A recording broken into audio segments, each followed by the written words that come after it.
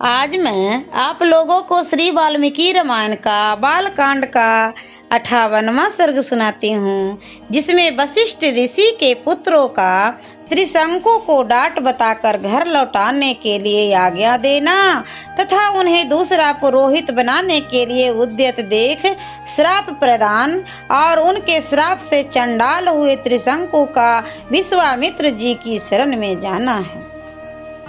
रघुनंदन, राजा त्रिशंकु का यह वचन सुनकर वशिष्ठ मुनि के वे 100 पुत्र कुपित हो उनसे इस प्रकार बोले। दुर्बुद्धे, तुम्हारे सत्यवादी गुरु ने जब तुम्हें मना कर दिया है तब तुम्हें उनका उल्लंघन करके दूसरी शाखा का आश्रय कैसे लिया। समस्त इक्ष्वाकु कुल वंशी क्षत्रियों के लिए पुरोहित वशिष्ठ जी ही परम गति हैं। उन सत्यवादी महात्मा की बात तो कोई अन्यथा नहीं कर सकता।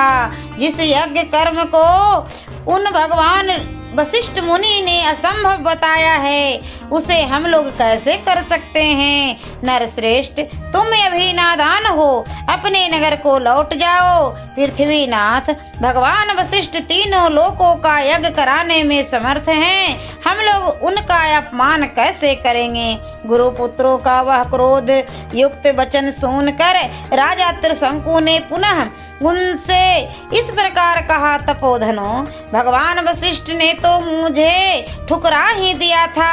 आप गुरु पुत्र गण भी मेरी प्रार्थना नहीं स्वीकार कर रहे हैं, अतः आपका कल्याण हो। अब मैं दूसरे किसी की शरण में जाऊंगा। त्रिशंकु का यह घोर अभिसंधि पूर्ण वचन सुनकर महर्षि के पुत्रों ने अत्यंत कुपित हो उन्हें श्राप दे दिया।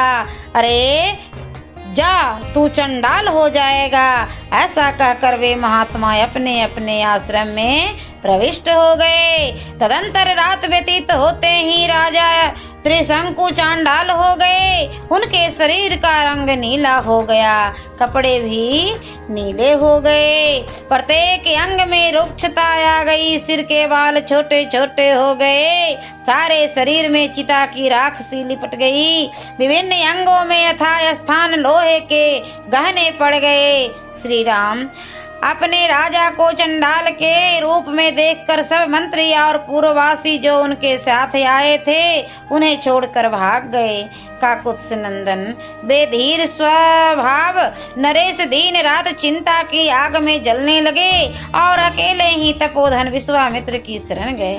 श्री राम, विश्वामित्र ने देखा राजा का जीवन निष्फल हो गया है। उन्हें चांडाल के रूप में देखकर उन महातेजस्वी परम धर्मात्मा मुनि के हृदय में करुण भरी आई। बेदया से द्रवित होकर भयंकर दिखाई देने वाले राजा त्रिशंकु ने इस प्रकार बोले।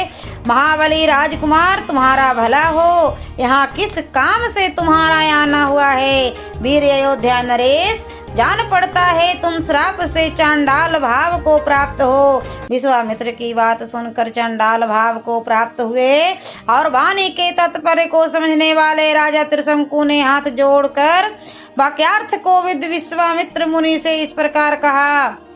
महर्षि, मुझे गुरु तथा गुरु पुत्रों ने ठुकरा दिया। मैं जिस मनोभीष्ट वस्तु को पाना चाहता था उसे ना पाकर इच्छा के विपरीत अनर्थ का भागी हो गया।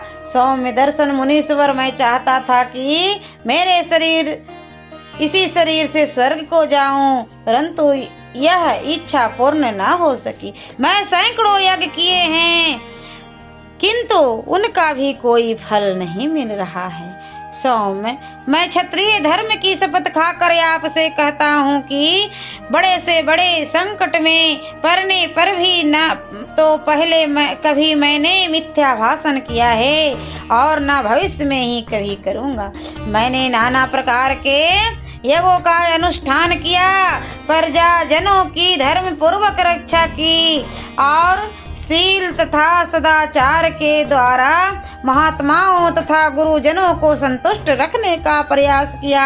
इसी समय भी मैं यज्ञ करना चाहता था, अतः मेरा यह प्रयत्न धर्म के लिए ही था। मुनि प्रवर, तो भी मेरे गुरुजन मुझ पर संतुष्ट न हो सके। यह देख मैं दैव को ही बड़ा मानता हूँ। पुरुषार्थ तो निरर्थक जान पड़ता है। दैव सब पर आक्रमण करता है, दैव ही सबकी परम गति है। मुने, मैं अत्यंत आर्त होकर आपकी कृपा चाहता हूँ। दैव ने मेरे पुरुषार्थ को दबा दिया है। आपका भला हो, आप मुझ पर अवश्य कृपा करें। मैं आपके सिवा दूसरे किसी की शरण में नहीं जाऊंगा। दूसरा मुझे कोई शरण देने वाला है भी नहीं। आप ही अपने पुरुषार्थ से मेरे दुर्दैव को पलट सकते हैं। सियावरे रामचंद्र की जय। और बाल कांड का 59वां सर्ग मैं अगले वीडियो में सुनाती हूँ।